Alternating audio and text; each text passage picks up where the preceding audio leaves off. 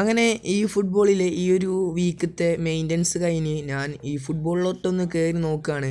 അപ്പോൾ പ്രത്യേകിച്ചൊന്നും ഈ ഫുട്ബോളിൽ കൊനാമി ഈ ഒരു വീക്കിൽ കൊടുന്നിട്ടൊന്നുമില്ല.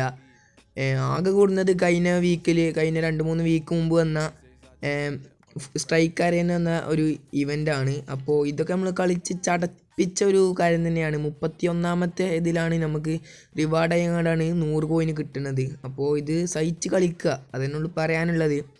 വേറെ ഉള്ളത് പറയുന്നത് എന്നത്തെയും പോലെയുള്ള ആ 50 കോയിനുള്ള ഇവൻ്റൊക്കെയാണ്. അപ്പോൾ അതൊക്കെ കളിച്ച് നമുക്ക് 50 കോയിൻ കിട്ടും.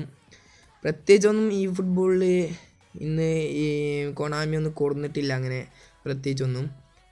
കഴിഞ്ഞ വീക്കിലൊക്കെ പറയുന്നത് നമുക്ക് 500 കോയിനൊക്കെ ഈ ഫുട്ബോളിൽ നിന്ന് ഏൺ ചെയ്യാൻ കഴിഞ്ഞിരുന്നു. എന്നാൽ ഈ ഒരു പ്രാവശ്യം കൊണാമി നമുക്ക് 500 ഒന്നും കൊണ്ടുവരുന്നില്ല. ഏറിപ്പോൾ ഒരു 150-200 കോയിനുള്ളൂ നമുക്ക് ഈ പ്രാവശ്യം കിട്ടുന്നത്. വേറെ നമ്മൾ പാക്കൊക്കെ നോക്കുകയാണെങ്കിൽ ചൈനീസ് പാക്കാണ്. ഇത് നമ്മൾ കറക്കാതെ നിൽക്കുകയാണ് മെച്ചം.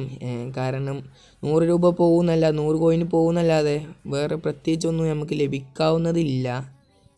ചൈനീസ് കൊറിയൻ അങ്ങനത്തെ ഒരു ഇത് കൊടുക്കുന്നതാണ്. അപ്പോൾ പിന്നെന്ന് പറയുന്നത് ഈ ലിവർപൂളിൻ്റെ ഒരു പാക്ക് കൊടുക്കുന്നു. ഇത് പിന്നെ അത്യാവശ്യത്തിന് കുഴപ്പമൊന്നുമില്ല, നമുക്ക് കറക്കി നോക്കാവുന്നതേ ഉള്ളൂ. പിന്നെ world wide player of the week അതിലും കഴിഞ്ഞതിൻ്റെ പോരെ അത്രയ്ക്കില്ല. എംബാപ്പൻ്റെ ആ പാക്ക് അതിൻ്റെ അത്രക്കൊന്നും ഇല്ല. പിന്നെ യൂറോപ്യൻ ക്ലബ്ബ് ചാമ്പ്യൻഷിപ്പ് ഇത് പിന്നെ കഴിഞ്ഞതിലാരെയും അത്യാവശ്യത്തിന് മെച്ചമൊക്കെ ഉണ്ട്. കാരണം ഇതിൽ പെഡ്രി ഉണ്ട്, പിന്നെ കിമ്മിച്ച്, അങ്ങനെ ജോഷുവ കിമ്മിച്ച്, അങ്ങനെ മികച്ച താരങ്ങളൊക്കെ ഇതിലുണ്ട്.